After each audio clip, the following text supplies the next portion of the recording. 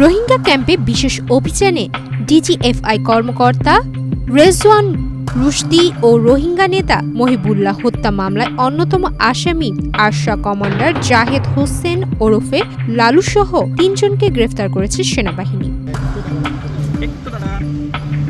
৪ ফেব্রুয়ারি বুধবার রাতে কক্সবাজারের উখিয়া উপজেলা একটি রোহিঙ্গা ক্যাম্পে এই অভিযান পরিচালনা করা হয়। অভিযানে আটককৃতদের কাছ থেকে একটি বিদেশি পিস্তল ও গোলাবারুদ উদ্ধার করা হয়েছে বলে জানিয়েছে সংশ্লিষ্ট সূত্র। সেনাবাহিনী সূত্র জানায়, গোপন সংবাদের ভিত্তিতে পরিচালিত অভিযানে আরশা সন্ত্রাসী গোষ্ঠীর সক্রিয় কমান্ডার জাহেদ হোসেন লালুকে আটক করা হয়। তিনি আলোচিত ডিজিএফআই কর্মকর্তা রেজওয়ান রুশদি হত্যা ও রোহিঙ্গা নেতা মহিবুল্লাহ হত্যাকাণ্ডের মামলার অন্যতম আসামি। গ্রেফতার অপর ২ জন লালুর সহযোগী বলে ধারণা করা হচ্ছে। তাদের বিরুদ্ধে ক্যাম্পে সন্ত্রাসী কর্মকাণ্ড, অস্ত্র সরবরাহ ও নাশকতার সঙ্গে জড়িত থাকার অভিযোগ রয়েছে। উল্লেখ্য, রোহিঙ্গা ক্যাম্প এলাকায় সন্ত্রাসী তৎপরতা, অস্ত্র চোরাচালান ও হত্যাকাণ্ড রোধে সেনাবাহিনী সহ আইন শৃঙ্খলা বাহিনীর অভিযান জোরদার করা হয়েছে। উখিয়া উপজেলার রোহিঙ্গা ক্যাম্প 1 ওয়েস্ট থেকে সেনাবাহিনীর নেতৃত্বে একটি যৌথ অভিযান পরিচালনা করা হয়েছে। উক্ত অভিযানে আরসা সন্ত্রাসী সংগঠনের সক্রিয় কমান্ডার জাহিদ হোসেন প্রকাশ লালুকে আটক করা হয়েছে।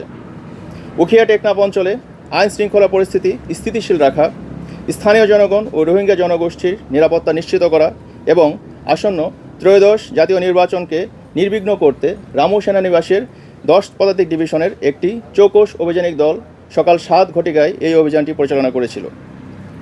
গোয়েন্দা তথ্য অনুযায়ী আটককৃত লালু দীর্ঘদিন যাবৎ আরসা প্রধান হাফেজ আতাউল্লাহ আবু আম্মার জুনুনির ঘনিষ্ঠ সহযোগী ও দেহরক্ষী হিসেবে দায়িত্ব পালন করেছিল এবং মিয়ানমার ও বাংলাদেশের আরসা এর বিভিন্ন সন্ত্রাসী কর্মকাণ্ডে সে সরাসরি জড়িত ছিল।